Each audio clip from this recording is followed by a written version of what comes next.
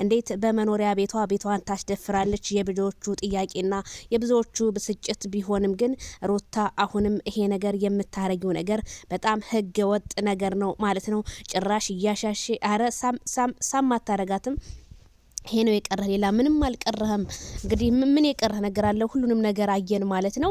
እና ሩታ እንደዚህ ሆና ታውቃለች ብዬ እኔ አንድ ቀንም ጠብቂያት አላቅም ነበረ። ይሄ ነገር የወረደ ስራ ለምን መስራት እንደፈለገች ባናቅም በጣም ነው የሚያሳዝነው። እንግዲህ ብዙዎቹ ኦዲየንስ ቢያዝን ግን እነሱ ግን ምንም አልመሰላቸውም። ክብራቸውን ከፍ ዝቅ ለማድረግ ነው በቃ የመጡት ማለት ነው።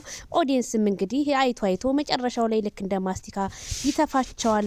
ምንም ጥርጥር የለውም ስላችሁ ከዚሁ አሳስባችኋለሁ። እና አብርሃም ደግሞ ልጁን እንግዲህ በማዘሉና ይዤ እወጣለሁ በማለቱ ጓደኛው በመመለሱና እንዲሁም ደግሞ እንግዲህ የሩታ አዲስ የምትለውን ቤት ውስጥ ይዛ ስታሽሞነሙ ነው። እነሱም እንግዲህ ገፈታትረው በሩን ዘግተውበት ይዘውት ወጥተዋል። ሩታን እንግዲህ ባዶ ቤት አስቀርተዋታል። ቪዲዮን በመጨረሻው እንዳየ ነው ማለት ነው። ሩታ ግን እንደዚህ ለማድረግ በዛ ላይ ልጄን ብዙ ነገር ሆኜ ያንንም ነገር አሳልፍ ያለው ልጄን ማሳደግ አያቅተኝም። እንዲሁም ልጁ ያድሴ ነው ምናምን እንዴ ተይ እንጂ አብርሃም 6 ወር በለፋው እንዴት ልጁ ያድሴ ሊሆን ቻለ?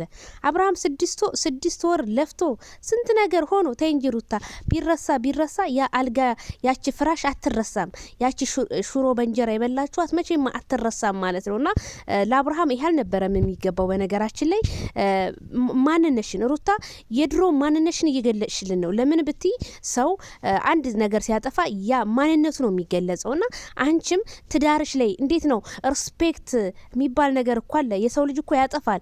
ደግሞ እንኳን የሰው ልጅ አይደለም ፈጣሪም ይቅር ይላል። ይቅር ብቲ ትዳርሽን ብታስተካኪ ካልሆነልሽ ደግሞ ፍትት ብለሽ በቃ በሌላ አይዲያ መተሽ ከዚህም ጋር ከሆነ ስሪ አያገባንም። እኛ እኮ እንገድፍሻለን። ግን አብርሃምን 3ኛ ነገር አድርገሽ የምታረጊው ሪያክሽን በጣም ነው የሚደብረው። በዛ ላይ ልጁ የወተት ቃሽን እየነካካ ምናምን እየተሳሳምሽ ብዙ እዚህ ጋር ስሜቶች አሉ እና የሰው ልጅ ነው መቼም።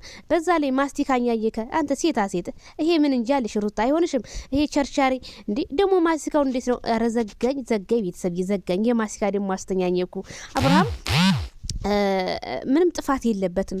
ጥፋት አለበት ምናምን ለምትሉ ምንም ጥፋት የለበትም። ምክንያቱም ቤቱ ነው። የሆነ ብዙ ስሜት ይሰማዋል። ምን ቢሆን ልጁ ሲያለቅስ ህፃኑ ልጅ ሲያለቅስ እኮ እነሱ በክላሲካል እኮ ነው ያደረጉት። ህፃኑ ልጅ እንዴ እናንተ ልጃችሁን ራሱ እኮ እየተንከባከባችሁ አይደለም? ብዙ ከናንተ የበለጠ ልጆች ወልደው ያሳድጉ ያስተማሩ ስንት አሉ፣ ይታዘቧቸዋል። እስኪ ወደ ራሳችሁ ተመለሱና ብዙን ቲክቶክ ላይ ሶሻል ሚዲያ ላይ ኮሜንት እያያለሁኝ ጥፋተኛ ያደረገ ሁሉም ሰው ሩታን ነው። እንደ እናት ሆና ልጇን ማሳደግ አለባት። ኤግዛክትሊ ይድረስ ይሄ ቪዲዮ ለሁሉም ሰው።